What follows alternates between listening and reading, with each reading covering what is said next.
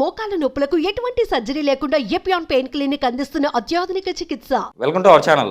ఈరోజు మనతో పాటు ఉన్నారండి senior gynaecologist Velanki Janaki ma'am. ఈరోజు మేడం అంతా ఎందుకున్నారంటే ఈ మధ్య కాలంలో అంటే ఇప్పుడు వర్షాకాలం కూడా వస్తూ ఉంది. ఈ వర్షాకాలం ఏ కాలం అని తేడా లేదు.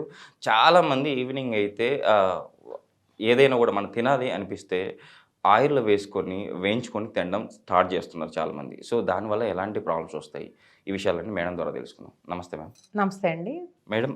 చాలామంది మేడం ఫ్రైడ్ ఐటమ్స్ ఎక్కువగా తీసుకుంటూ ఉంటారు. సో దీనివల్ల ఎలాంటి ప్రాబ్లమ్స్ వచ్చే అవకాశం ఉంది? సాధారణంగా మీరు చాలా మంచి సమయానుకూలంగా ఈ ప్రశ్న అడగడం నాకు చాలా ఇంక్విజిటివ్గా అనిపించింది. ఎట్లా అంటే సాయంకాలం అయ్యేపటికి వర్షం పడుతుందంటే మిర్చి బజ్జీ తినేయాలి. సో ఎక్కడ దగ్గరలో ఉన్న ఏదో ఒక అవుట్లెట్ ఉంటుంది, దాని దగ్గరికి వెళ్ళి వాళ్ళు కొనుక్కుని తినడం అనేది జరుగుతూ ఉంది. కానీ ఇప్పుడు చిన్న వయసులో కూడా వాళ్ళందరికీ హార్ట్ అటాక్లు వస్తున్నాయి, స్ట్రోక్లు వస్తున్నాయి, డయాబెటీస్ వస్తుంది. అరే మనతో పాటే మన మధ్య తిరిగిన అతనే లేకుండా పోయాడు అని ఇవన్నీ చెప్తున్నారు. యాక్చువల్గా దీనికి బ్యాక్డ్రాప్లో ఐసీఎంఆర్ అండ్ ఎన్ఐఎన్ ఇదే మే మొదటి వారంలో కొన్ని డేటా రిలీజ్ చేసిందండి. ఆల్రెడీ మువ్వ శ్రీనివాసరావు గారు ఇంట్రడక్టరీ వీడియో కూడా చేయడం జరిగింది. సో దీనిలో ఏముందంటే జనరల్గా విపరీతంగా మరిగిన ఆయిల్ రిపీట్ చేయడం వల్ల ట్రాన్స్ ఫ్యాట్ అనే సబ్స్టెన్స్ ప్రొడ్యూస్ అవుద్ది. అసలు ట్రాన్స్ ఫ్యాట్ అంటే ఏంటి? Hydrogenated vegetable oil. బయట మీరు కొన్న వాటిలో కానీ మీరు ఇంట్లో కానీ ఏం ఆయిల్ వాడుతున్నారు? సన్ఫ్లవర్ ఆయిలే కదా. రకరకాల మార్కెటింగ్ స్ట్రాటజీతో వెజిటబుల్ ఆయిల్స్నే సేల్ చేస్తున్నారు రకరకాలుగా. సో ఈ వెజిటబుల్ ఆయిల్ని హైడ్రోజనేట్ చేస్తే అంటే మనకి ఇదివరకు రోజుల్లో మీరు వినే ఉంటారు డాల్డా అని ఉండేది, దాన్ని ఆల్మోస్ట్ బ్యాన్ చేసేసారు. FDA అవన్నీ అప్రూవల్ కోల్పోవడం వల్ల బ్యాన్ చేసేసారు. మార్గరిన్ ఇవన్నీ ఇప్పుడు చాలా అరుదుగానే దొరుకుతున్నాయి. కానీ తెలియకుండా కొన్ని ఆయిల్స్లో మిక్స్ చేసేస్తారు. అందుకనే ఇంట్లో చేసుకున్నవి బెటర్ అని చెప్తూ ఉంటారు. మనం సర్వసాధారణంగా ఏం ఆయిల్స్ ఇంట్లో వాడాలి? 2 రకాల డెఫినెట్లీ రికమెండెడ్. ఎట్లాంటివంటే గ్రౌండ్నట్ ఆయిల్ వాడుకోవచ్చు, ఆలివ్ నూనె వాడుకోవచ్చు. Okay ma'am. ఇవి కూడా ఆలివ్ నూనె కూడా మీకు సాలడ్ మీద వేయచ్చు, కానీ నూనెలో వేసి వేపితే అది డెస్ట్రాయ్ అయిపోతుంది. దాని హీటింగ్ పాయింట్ చాలా తక్కువలో ఉంటుందన్నమాట. సో రిపీటెడ్గా పనికొచ్చేది కేవలం గ్రౌండ్నట్ ఆయిల్. మీకు గ్రౌండ్నట్ ఆయిల్ చాలా కాస్ట్లీ కనుక పామ్ ఆయిల్ ఎక్కువగా వాడతారు. అది ఎన్నిసార్లు వేశారో కూడా తెలియకుండా రిపీటెడ్గా చేయడం వల్ల ఈ ట్రాన్స్ ఫ్యాట్ రావడం వల్ల ముఖ్యంగా 3 రకాలైన ప్రాబ్లమ్స్ వస్తాయి. ఏమిటవి? ఒకటి హార్ట్ అటాక్. అంటే ఈ ట్రాన్స్ ఫ్యాట్ ఏం చేస్తుంది? LDL కొలెస్ట్రాల్ ఉంది కదా, మనకు తెలుసు 2 రకాల కొలెస్ట్రాల్ ఉన్నాయి, ఒకటి మంచి ఒకటి చెడు. గుడ్ బాయ్ బ్యాడ్ బాయ్ లాగా. గుడ్ బాయ్ ఎవరు? HDL cholesterol. బ్యాడ్ కొలెస్ట్రాల్ ఏంటి? LDL cholesterol. So LDL cholesterol సాధారణంగా ఈ ఆర్టరీస్ వాటిల్ని మూసేస్తుంది, ఎథెరోస్క్లెరోసిస్ వచ్చి. అందుకనే ఈ రోజున స్ట్రోక్ స్పెషలిస్టులు, హార్ట్ స్పెషలిస్టులు దీని గురించి మొత్తుకుంటున్నారు. ఫ్రైడ్ ఫుడ్ తినొద్దు, తర్వాత బయట ఎక్కువగా వేపుతూ ఉన్న ఆయిల్స్లో వెళ్ళి తీసుకోవద్దు, అవన్నీ చెప్పడానికి కారణం ఏంటంటే ట్రాన్స్ ఫ్యాట్ అన్నమాట. సో LDL కొలెస్ట్రాల్ ఏం చేస్తుంది? మొత్తం ఈ ధమనులు, సిరలు ఇవన్నీ మూసుకుపోయేలా చేస్తుంది. దానివల్ల ఎథెరోస్క్లెరోసిస్ రావడం వల్ల హార్ట్ అటాక్ రావడం, స్ట్రోక్ రావడం జరుగుతున్నాయి. నెక్స్ట్ HDL కొలెస్ట్రాల్ ఏం చేస్తుంది? అది కొలెస్ట్రాల్ని తీసుకుని ఇంటెస్టైన్లోంచి మళ్ళీ లివర్కి డెలివరీ చేస్తుంది. అది డెలివరీ బాయ్ కేవలం, అందుకే అది మంచి కొలెస్ట్రాల్.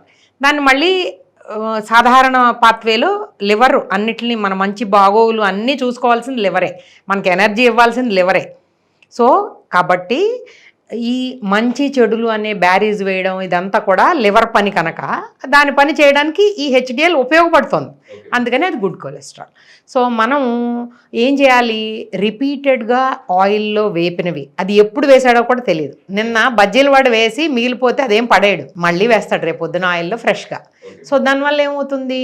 ఒకటి ధమనులు, సిరలు మూసుకుపోతున్నాయి, 2 స్ట్రోక్ వచ్చేలా అవుతుంది, 3 క్యాన్సర్కి కూడా కారకం. సో దీని ఏమవుతుంది? ఇదంతా ఈ ట్రాన్స్ ఫ్యాట్ అనే సబ్స్టెన్సు దానికి ఒక లిమిట్ ఉంటుందన్నమాట. 0.5 గ్రామ్ పర్ డే తీసుకుంటే కనుక చాలా డేంజరస్ సైడ్ ఎఫెక్ట్స్ ఉన్నాయి అన్నమాట.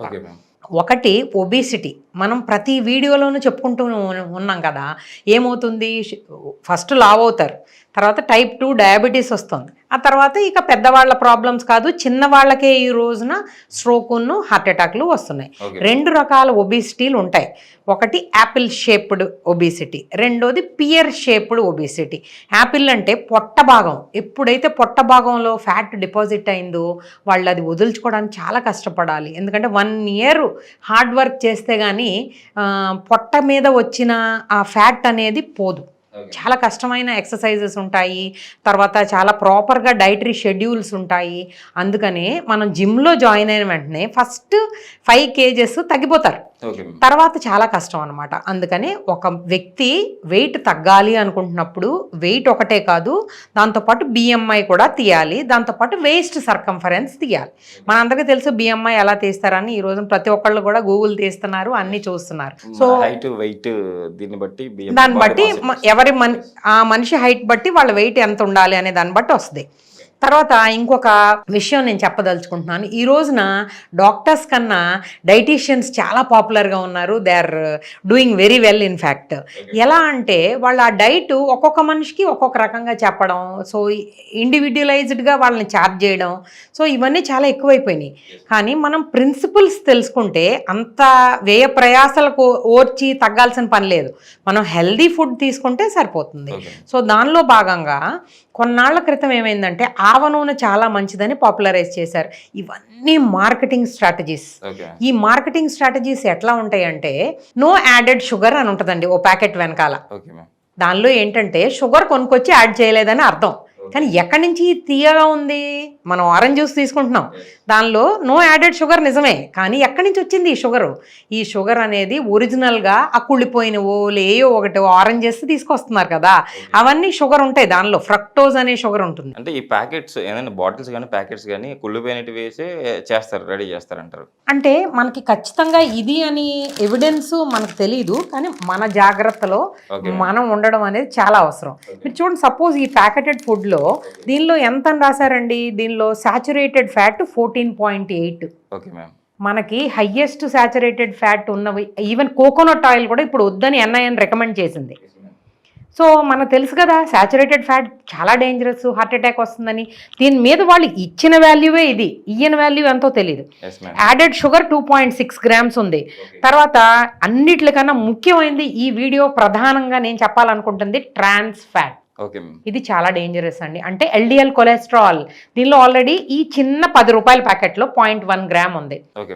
అసలు మ్యాక్సిమం లిమిట్ ఒక మనిషికి 0.5 gram మాత్రమే. అంటే మీరు ఒక 5 ప్యాకెట్లు తింటే కనుక ఒక రోజులో ఎక్కువ యాక్చువల్లీ ఈ ప్యాకెట్స్ చిన్న పిల్లలు ఎక్కువ అడిక్షన్ పొటెన్షియల్ ఉంటుందండి. ఇప్పుడు మనకి షుగర్స్ ఏమైనా ఇచ్చారనుకోండి, చిన్నప్పుడు చాక్లెట్లు ఎందుకు ఇస్తారు పిల్లలకి? అది తిని ఒకసారి ఓ నవ్వు మన మొహాన్ని పడేస్తాడు, అందుకే కదా. ఏం చేస్తుంది ఈ షుగర్ అనేది లోపలికి వెళ్ళి గ్లూకోజ్ అయ్యి అది డోపమిన్ అని ఒక రకమైన పదార్థాన్ని సెక్రీట్ చేస్తుంది. It is a pleasure molecule. ఆటోమేటిక్గా నవ్వు వస్తుంది, దానికి ఎడిక్ట్ అవుతాడు వాడు. సో ఇవ్వకపోతే కింక పెట్టేస్తారు, చాలా గోల చేస్తారు, అల్లరి ఎక్కువైపోతుంది.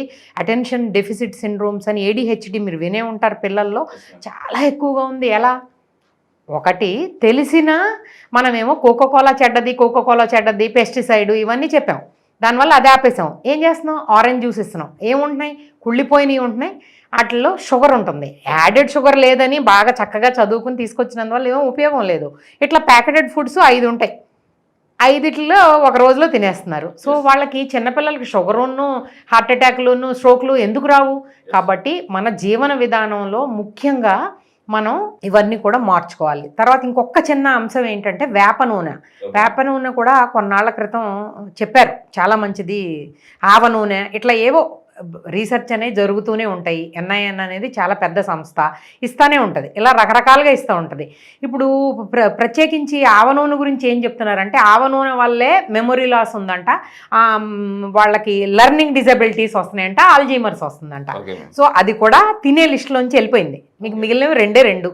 ఒకటి గ్రౌండ్ నట్ ఆయిల్ మీ ఇంటి ఎదురుగుండానే ఆ గ్రౌండ్ నట్స్ ఒలిచి ప్రెస్ చేయించుకోండి, కోల్డ్ ప్రెస్ చేయించుకోండి, అది సేఫ్. రెండో ఆయిల్ ఏంట్రా సేఫ్ అంటే ఆలివ్ ఆయిల్ నూనెలు వేసి వేపడానికి లేదు, ఓన్లీ డ్రెస్సింగ్ మీదే వేయాలి. సలాడ్ కాస్ట్ కూడా ఎక్కువనే కదా మేడం, చాలా కాస్ట్ అండి ఆలివ్. కాబట్టి మీరు తినగలిగింది ఒక్క గ్రౌండ్ నట్ ఆయిల్ మాత్రమే, అది కూడా మీ ఇంటి ఎదురుగుండా మీ కళ్ళ ఎదురుగుండా ఉన్నదాన్ని. ఈ ట్రాన్స్ ఫ్యాట్ అనే సమస్యని మీరు ఖచ్చితంగా అధిగమించాలని సూచిస్తూ సెలవు తీసుకుంటాం. ఇంకోటి మేడం, ఒక చిన్న ఏంటంటే మన ప్రేక్షకుల కోసం చెప్పండి. సో ఇట్లాంటి ప్యాకెట్స్ ఉన్నాయి కదా, చిన్నపిల్లలు తీసుకోకపోవడం బెటర్ అంటారా, లేకపోతే వాళ్ళని కట్ చేయడం బెటర్ అంటారా పేరెంట్స్?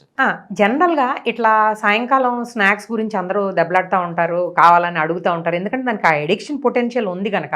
ఆ టైంలో మీ ఇంట్లో ఒలుచుకున్న వేరుశనగలు కానివ్వండి, లేకపోతే 10 జీడిపప్పు కూడా పర్వాలేదండి. చిన్నపిల్లలైతే ఆ వయసు నిమిత్తం 2-3 అవి తీసుకోవచ్చు. లేదంటే పుచ్చగింజలు కానీ ఇంకేమైనా, లేకపోతే నువ్వులు బెల్లం కూడా చాలా మంచి కాంబినేషను.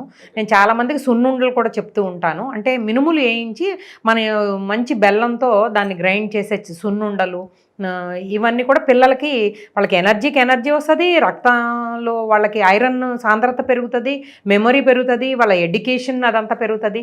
కాబట్టి తప్పకుండా మీరు ఇట్లా ప్యాకెటెడ్ మీ పని తగ్గించుకోవడానికి లేడీస్ ఎక్కువగా చూడకుండా పిల్లలకి మనం ఏం మంచి ఇవ్వగలం, వాళ్ళ భవిష్యత్తుని ఎలా బాగుపరచగలం అని తప్పకుండా ఆలోచించండి. నిజంగా మేడం, ఈరోజు అయితే అసలు ప్యాకెట్ ఫుడ్స్ వల్ల పిల్లలకు కానీ పెద్దలకు కానీ ఎలాంటి ప్రాబ్లమ్స్ వస్తున్నాయి.